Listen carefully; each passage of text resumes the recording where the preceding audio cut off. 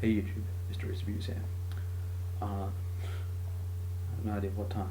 Well, it's 4:30 now. Just school holidays. Another all-nighter for the school holidays. Playing all the great Bethesda titles. So just playing, pulling all-nighters, playing Elder Scrolls 4 Oblivion.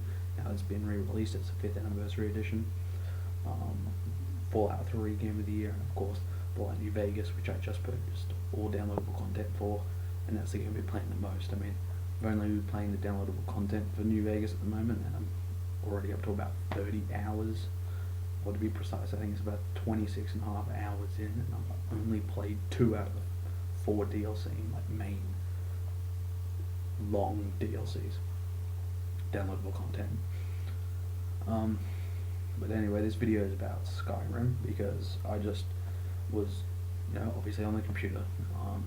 I went to the unofficial Elder Scrolls pages, and it has all the recent stuff that's popped out about any Elder Scrolls game. And it went to a website. I can't remember the name of it. I don't have it open anymore, so I can't tell you the name of it. But it's the 20 plus minutes. It's about between 20 and 25 minutes. Live gameplay demo, or the gameplay demo that Todd Howard talked through and played at like E3 PAX and like everywhere. And all I can say is, holy effing shit, that stuff looks amazing. Like Skyrim, easily my game of the year. I already gave it away, but in my game of the year awards this year, you can already know that that is going to be the game of the year in my opinion. It looks so amazing. I'm trying to think of the game that not that long ago. It's a fairly recent game, and it looked really realistic because the graphics were amazing. I can't remember what it was called. I can't remember what game it was either. But not that game. But another good example is like Need for Speed Hot Pursuit from last year, from 2010. Because Need for Speed Hot Pursuit, the environment and like all the cars are like so finely detailed, looks uber realistic. It's really nice.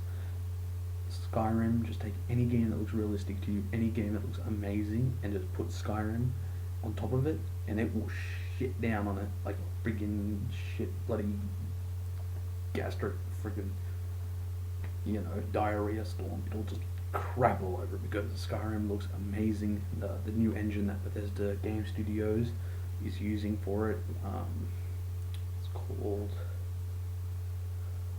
damn it, I just had it, and then I forgot it again. Not the Creation Engine, I don't think.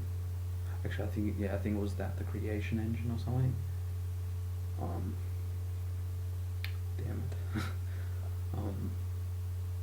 Yeah, I'm pretty sure it's the Creation Engine, which is like the new engine that Bethesda Game Studios is using to make Skyrim. Because if you remember, Elder Scrolls 4 Oblivion, Fallout 3, and then of course Fallout New Vegas, which is not by Bethesda Game Studios, it's by Obsidian. It's Obsidian Entertainment. They took Fallout 3 basically and made New Vegas. Just new stuff, all that. Those 3 games that Bethesda has released, RPG games that Bethesda has released this generation, have all used, I think it's the Havoc engine. That might be the physics, I'm not sure. But I'm pretty sure it's the Havoc engine is the actual the graphics engine for those 3 games. Whereas Skyrim is using this new Creation Engine, I think it was called, for Skyrim. And wow, I mean, go back and play Oblivion like literally the day before Skyrim comes out. So then when it comes out and you're actually playing it, in your living room, in your house, on your TV, like right in front of you, you play Oblivion the night before, and come home the next day, have Skyrim, put it in, play it.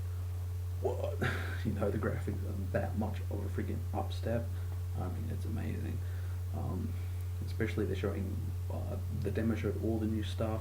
Todd Howard talks all the way through it, talking about the stuff that he's showing you. Standard. The first thing he shows you, like the main character is holding sword in his left hand on my left, He's holding a shield in his left hand and a sword in his right hand, which would be a one-handed short sword, which is what it would be in Oblivion. Not sure what it'll be in Skyrim. I don't know if they're just the sword names or if they'll be classified as a one-handed or double-handed, blah blah blah. Who knows? But yeah, so he has the shield and the sword. Later on, he goes to show the bow, which is takes up both hands, or from what I remember, it took up both hands using the bow and arrows. Or then later, he switches to the dual friggin' short swords, so he has one sword in each hand. Then of course he did like a sword with a spell. Then you can have both spells. You like charge it up and stuff. And then he shows you putting the same spell on both hands. You can charge them individually by pressing left or right bumpers or R1, L1, depending on your platform. And if you press both at the same time with the same power in both of your hands, you can like boom, like make something massive, like with both your hands together. Boom, amazing, so cool. It also showed the new the new inventory and all that. The new inventory looks really good. They also showed conversations and stuff, and that looked really nice as well. If you remember in Oblivion, the camera would zoom in to the character's face, and then you just have all the options, like how you're gonna respond and stuff to what they're talking about. And then they would, it would just show their face, and that would, everything around you would kind of freeze. At the time it would freeze, and it would just be their face talking. They'd be like blah blah blah, whatever they're talking about. And then you choose your responses. Your character doesn't talk. From what I can hear, or from what I saw already, your character doesn't talk like in those conversations. Obviously he does when he's doing the dragon calls, but when he's not, when you're just talking to and interacting with a character like in Oblivion, it is just like that. You don't talk like Oblivion. Because I'm saying a lot. I'm really tired. Obviously, I said it was like 4:30 in the morning. But yeah, that's right. Yeah. Okay, so it would zoom in on their face, but it doesn't anymore. Instead, when you're talking to them, stuff like that, the list of what you're going to be talking about, or asking questions and stuff will be on your right hand corner. You select them, and when you select the option to talk, they talk to you in real time. So like literally everything keeps going on around you. You don't zoom into their face. It just the example they use is like a blacksmith or whatever, and he's making a sword or something, and he talks to him. He just walks right up, press A. It was demonstrated on the Xbox 360, and surprising enough, well, for the Xbox 360, it looked amazing. So I'm going to play it on PS3, so I know it's going to be the same, if not better, than what it already looked like. And that was only watching it at 720p to PS3 and the 360 as well. You can go up to 1080p, 1080i, whatever the best one is. And yeah, the game looked amazing. And for the Xbox, I reckon it's at least 2 disc. So PS3, the 1 disc, the graphics going to be the same, if not better. Then put that up to 1080p or whichever one of those two is better. Boom, it's gonna look amazing. But yeah, like I was saying, he walks up to the character, presses the A button on the 360 controller to initiate conversation. Picks the, nothing happened. Like literally, walk up to the character, press A or press X on the PlayStation, and then you're standing in front of him, and this just pops up. Select it.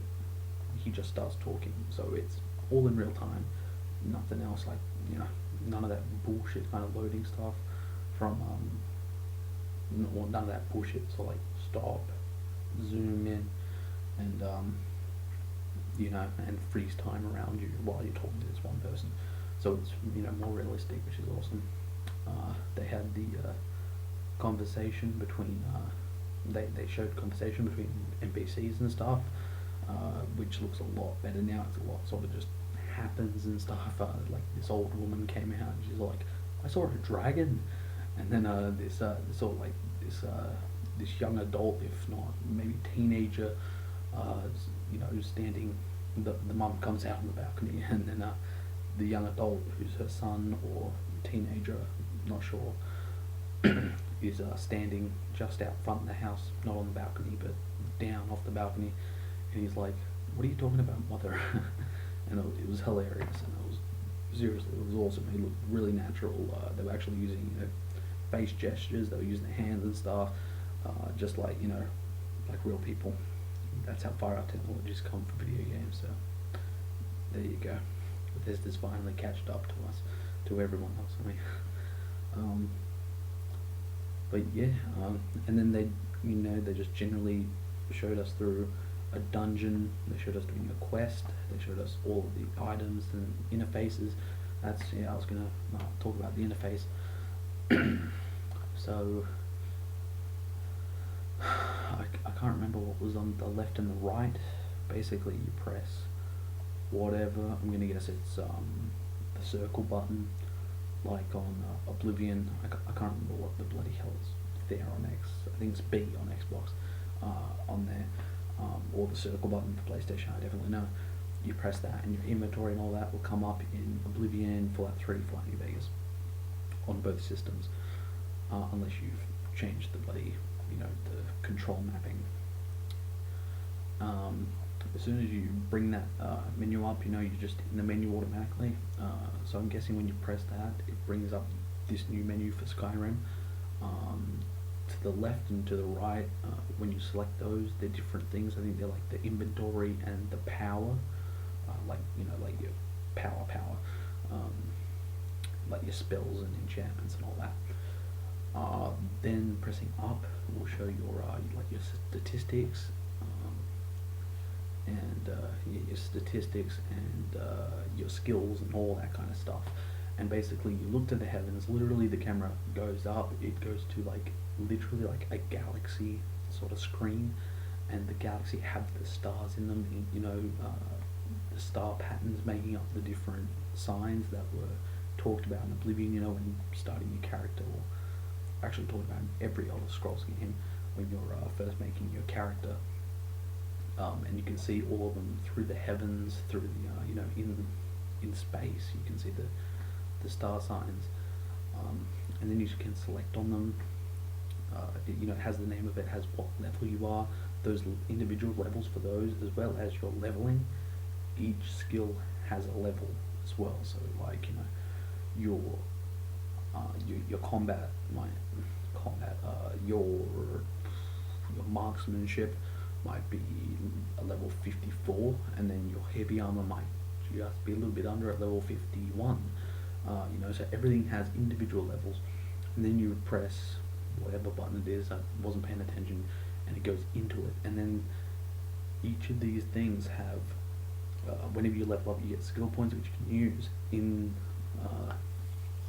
for your skills that you're looking at space for at the star signs. You select the star sign, you go into it, and they have, it was either 2 or 1 down the middle as well, so it was either 2 or 3 separate paths, branches, and then it all culminates in the very end at the top, and you use, I think it's most likely like 1 skill point for each of those branches, per every skill. So it's got this branching leveling system for for each star sign. So besides just leveling it up, besides just leveling those skills up as you use them, which you might not be as familiar with now because we've been playing Fallout and all that they've been doing, and that's very sort of, you get XP for doing everything, whereas Oblivion and with Skyrim again, you get better at things as you do them. So your marksman skill your marksman rank will go up as you use a bow and arrow, as you shoot different people, get critical hits, when you get stealth shots when they don't see you, and you hit them with a marksman thing, normally kills them in 1 blow. That will sort of factor into leveling that particular skill. if you use your bow and arrow just in plain combat, you know, even when they see you, you still kill them. It increases your skill, you know, all that kind of stuff. It just does that for each thing. You get hit by an enemy with a sword or whatever, on your heavy armor, on your chest plate, or you know, whatever, your helmet, your heavy armor skill will improve. You know, and all that kind of stuff. So, like I said, that's how those get better. And then I think when you level up, which bloody, I'm losing myself. I'm so tired. When you level up those skills, like marksman and heavy armor, like I'm saying, those things will, you know, will go up a rank, and when that happens, it'll put progress towards your level, like your numbered level for your character. And then I'm guessing as soon as you rank up a level, I think it will probably give you one skill point, which would then be used for those branches within within your skills, which those branching things, I think they just make it better, or they give you a new ability with that thing, or from what I'm guessing, or whatever, you know, like maybe for the marksman you might pick one thing and it'll be, you're more accurate when you know, firing a bow and arrow. Or with heavy armor, you know, one of them might be, now you're not going to be as sort of slowed down by the heavy armor. You've got 10% less weigh down when you're wearing it or something. That's what I'm guessing. It's not what it's going to be, maybe, who knows. It's what I'm guessing for the moment from what I've seen. But anyway, it's going to be awesome.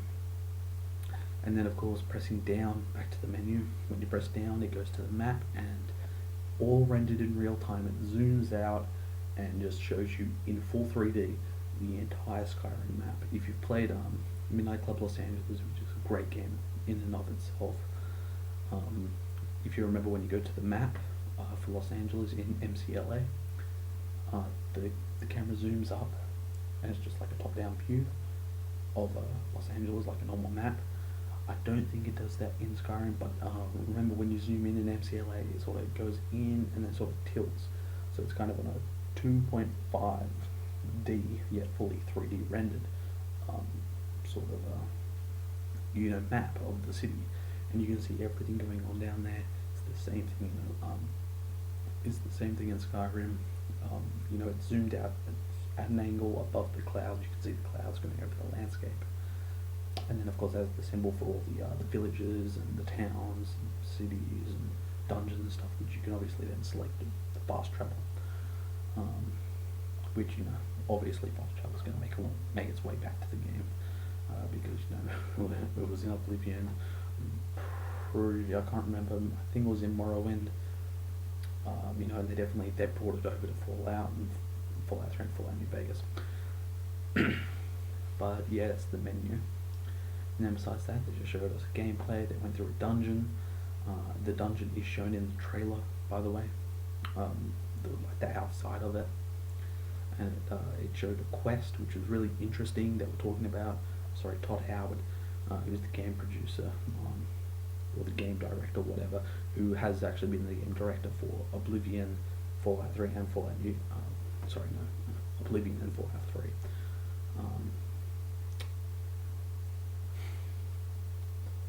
Yeah, they showed the quest.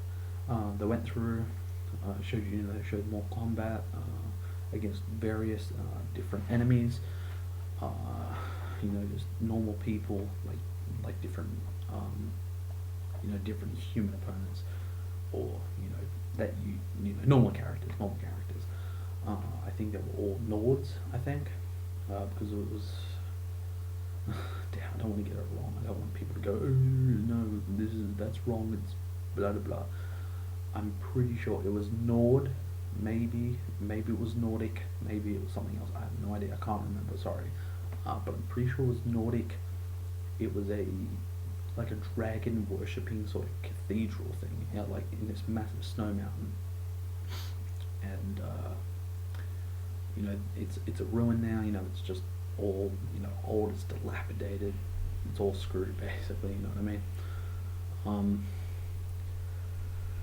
And he goes in, Todd Howard, whoever's playing the demo, you go into the ruin, and then as soon as he's inside, there are two people with a little makeshift camp in that sort of that overall open area the first hall that is in. There's two people are talking about this treasure that's somewhere within this ruin, buried deep below, and you're like, that sounds pretty interesting, huh? Maybe I should go get that treasure. But anyway, he's hidden, he's crouched, got better aim, he arrows both of the guys, walks over to him, and then, it says, started, and it says the quest name that it just started. I think it was I'm pretty sure it was the Golden Claw was the name of it, which was the key ultimately for the end of the thing. Goes through inventories of dead characters, treasure chests that you find throughout dungeons or ruins, in a quest, versus many different things. Like I said, those Nords or whatever the race was, that used to own that ruin. He also versed different monsters. He even at the very end he had to burst the ghost of a dragon priest or whatever, which was the priest who would like a normal priest is in a church. It was the priest for this dragon worship cathedral thing, and he was a ghost. This ghost that used to come out, well, not really a ghost, it's a floating skeleton with the sort of really long drapes and stuff, which you used to see in Oblivion all the time, which was a common enemy. You would remember it, if you know what I'm talking about, which I'm sure you do if you're watching a Play Skyrim video. And he's versing him, that ghost, or whatever he was. He spawns a frost Atronach, whatever it's called, which you'll remember from Oblivion as an Oblivion enemy.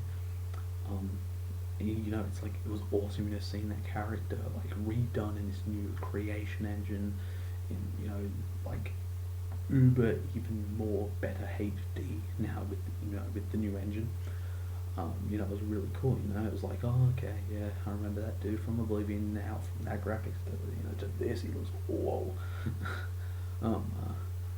Yeah. But yeah, so he finally gets to the bottom, or that room where that battle takes place. There was a door to get in, and you had to open the door. You remember the quest is called the Golden Claw. You got this golden claw, which is the key for the door, and then this is where it introduces puzzles. They're not going to be very common, but they're going to be every so often in a dungeon, just to break things up a little bit, which is cool. It's all right.